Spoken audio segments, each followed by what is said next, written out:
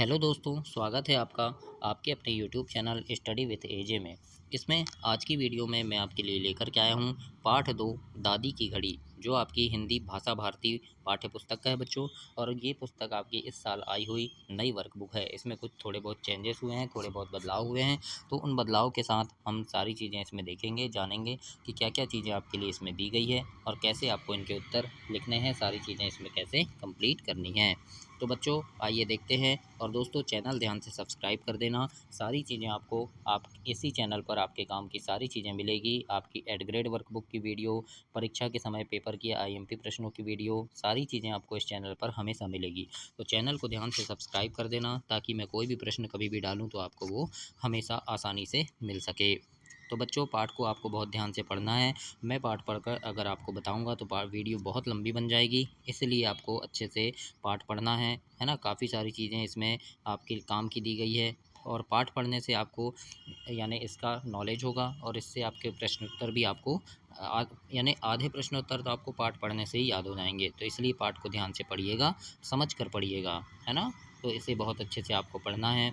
और इसके बाद आगे यहाँ पर कवि परिचय दिया होगा, है ना। जैसे मालती जोशी ने इन्हें लिखा है, तो इनके बारे में हम इसको भी आप पढ़ेंगे कि श्रीमती मालती जोशी देश की स्थापित कथाकारों में से एक है। मध्य प्रदेश में अपनी अलग पहचान बनाने वाली महिला कथाकार की कहानियाँ बाल कथा साहित्य में विशेष स्थान रखती हैं।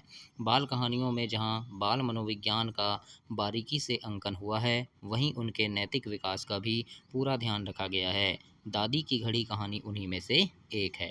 तो इस प्रकार से इसे मालती जोशी जी ने लिखा है। तो इसको आप बहुत अच्छे से पढ़ेंगे।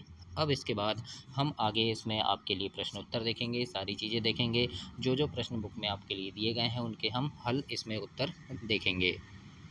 तो बच्चों जैसे सबसे पहला प्रश्न इसमें लिखा है, निम्नलिखित शब्दों के अर्थ शब्दकोश से खोजकर आपको लिखना है, मतलब शब्दार्थ लिखना है। तो हम देखते हैं, जैसे लाडला लिखा है तो लाडला मतलब होगा बहुत प्यारा। इसके बाद लिखा है अन्याय। अन्याय मतलब होता है नाइंसाफ़ी, है ना, यानी किसी के साथ कुछ गलत हो जाना। हताश मतलब होगा निराश। निरे मतलब होता है केवल। और सुर में सुर मिलाना मतलब हाँ में हाँ मिलाना। चौतरफा यानी होता है चारों ओर से। तो इस प्रकार से आपको इन्हें कंप्लीट करना है बच्चों। और अपने पुस्तक में ऐसे आप इसे लिखेंगे या कॉपी में भी इसे नोट कर सकते हैं। अब आगे देखते हैं, बोध प्रश्न है अभ्यास में। और यहाँ आपके लिए 4 प्रश्न दिए गए हैं, इनके हम लिखित उत्तर देखेंगे। मैं अलग पेज में इसको लिख दिया हूँ, तो वहाँ से मैं आपको दिखाऊंगा इन चारों प्रश्नों के उत्तर। तो आइए देखते हैं कौन कौन से प्रश्न हैं यहाँ पर और कैसे उनके उत्तर आपको इसमें लिखना है, वो सारी चीज़ें हम देखेंगे। तो प्रश्न नंबर पहला में क नंबर का प्रश्न आपके लिए पूछा है बच्चों कि दीपू को दीपू को दीदी दीपू को सॉरी का नंबर का प्रश्न देखते हैं। दीपू को दीदी और भैया की तरह कौन कौन सी सुविधाएं नहीं मिल पाती थी। तो इसके उत्तर में हम लिखेंगे कि दीपू को अनेक सुविधाएं नहीं मिल पाती थी।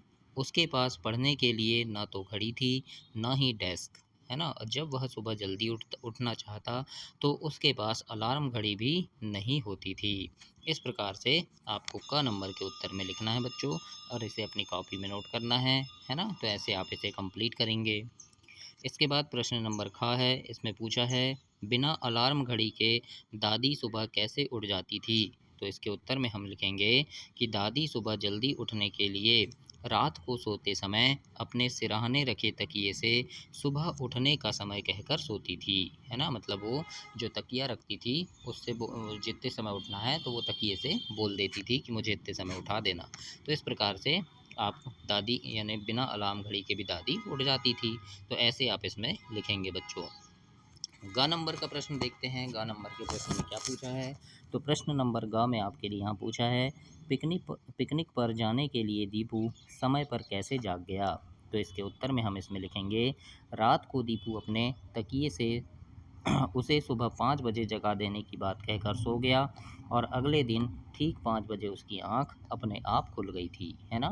मतलब दीपू को पिकनिक पर जाना था, उसने अपने तकिए से कहा कि मुझे सुबह 5 बजे जगा देना, और इसीलिए उसकी नींद भी 5 बजे खुल गई। तो इस प्रकार से आप प्रश्न नंबर ग के उत्तर में ऐसा लिखेंगे। घ नंबर का प्रश्न देखते हैं, इसमें लिखा है दादी ने अनोखी घड़ी का क्या राज बताया। तो इसके उत्तर में हम लिखेंगे, दादी ने कहा भला तकिया भी कहीं बोलता है। असली अलार्म तो हमारे दिल में होता है। जब हमें उठना ज़रूरी होता है तो तो यह हमें जगा देता है। इस प्रकार से आपको घ नंबर के उत्तर में लिखना है। तो ऐसे आप इसे कंप्लीट करेंगे बच्चों, और अपने कॉपी में इसे नोट करेंगे और याद भी करेंगे। तो ऐसे आप इसको कंप्लीट करेंगे, है ना। तो इस प्रकार से आप इस लिखेंगे पूरे प्रश्नों के उत्तर, और अच्छे से आप इसे नोट कर लेंगे, है ना। आगे देखेंगे प्रश्न नंबर दूसरा। और दूसरे प्रश्न में आपके लिए यहाँ पूछा है कि दादी ने दीपू को सुबह समय पर उठने के लिए क्या तरकीब सुझाई थी, है ना। तो क्या तरकीब सुझाई थी कि दादी ने बोला था कि तकिए से कहो तकिया राम सुबह 4 बजे जगा देना, है ना। तो ग नंबर इसमें सही उत्तर हो जाएगा। अब हम आगे देखेंगे भाषा अध्ययन। और भाषा अध्ययन में लिखा है पहला प्रश्न, निम्नलिखित शब्दों का शुद्ध उच्चारण कीजिए और लिखिए। तो इन्हें आपको शुद्ध उच्चारण करना है कि क्या लिखा है, इसे आपको पढ़ना है। जैसे ईर्ष्या, खूंटी, चिट्ठिया, ताज्जुब, इंस्पेक्टर, अलार्म, चिरौरी, कार्तिक, नुस्खा और ट्रंक। तो इस प्रकार से आप इसे पढ़ेंगे बच्चों। अब प्रश्न नंबर दूसरा देखते हैं। इसमें पूछा है निम्नलिखित वाक्यों में से मुहावरे छांट कर लिखना है ना। मुहावरा मुहावरा कौन कौन सा आया है इसमें वो लिखेंगे। जैसे इसमें लिखा है दीपू को हर तरह की बेगार ढोनी पड़ती थी, है ना। क्या लिखा है, दीपू को हर तरह की बेगार ढोनी पड़ती थी। तो इसमें मुहावरा क्या है, बेगार ढोना। इसके बाद लिखा है दीपू बेचारा मम्मी के ट्रंक पर ही गुजारा कर लेता था। तो इसमें मुहावरा है गुजारा करना। घड़ी तो राजा भैया पहले ही परलोक सिधार गई, है ना। घड़ी तो राजा भैया पहले ही परलोक सिधार गई। तो इसमें मुहावरा है परलोक सिधारना। और डर के मारे दीपू दम साधे पड़ा रहा। तो इसमें दम साधना मुहावरा है। तो इस प्रकार से आपको इन वाक्यों से मुहावरा अलग करना है और ऐसे लिखना है। इसके बाद आगे देखेंगे हम क्या प्रश्न है। तो प्रश्न नंबर तीसरा इसमें पूछा है।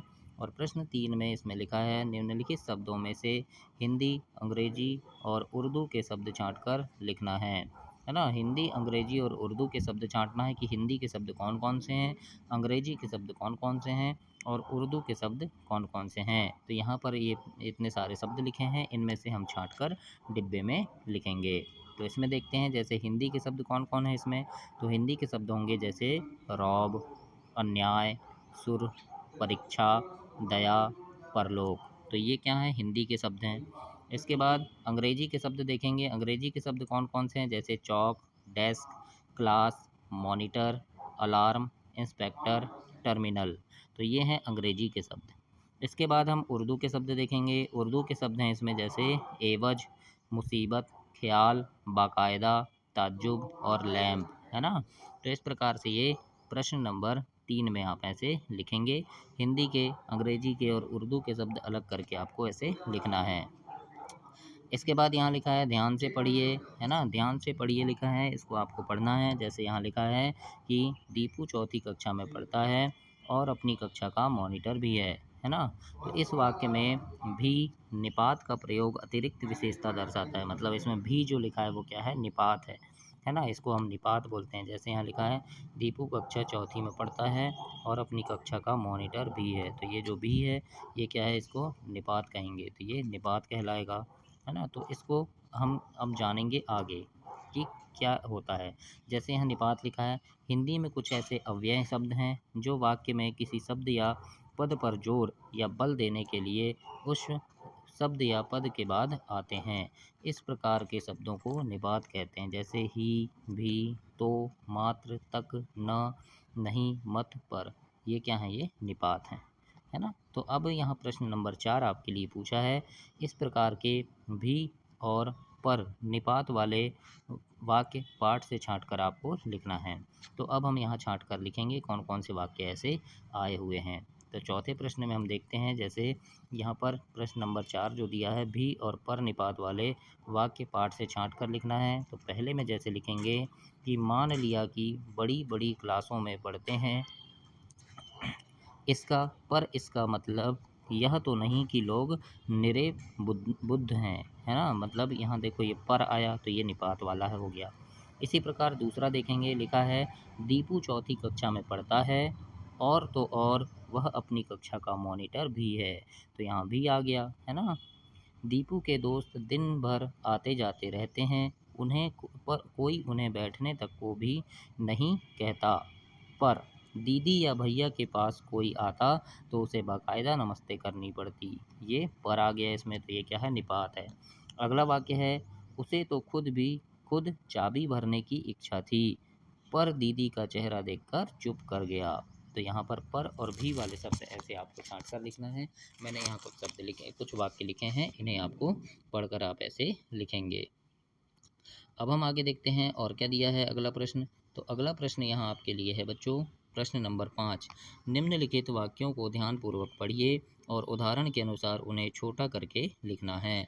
जैसे उदाहरण यहाँ लिखा है कि दीदी भैया जब पढ़ते होते तो घर में कोई उसे ऊंची आवाज़ में बोलने तक नहीं देता था, है ना। अब यहाँ हम इसको छोटा करके लिखेंगे कि दीदी भैया के पढ़ते समय कोई उसे ऊंची आवाज़ से नहीं बोलने देता था, छोटा हो गया।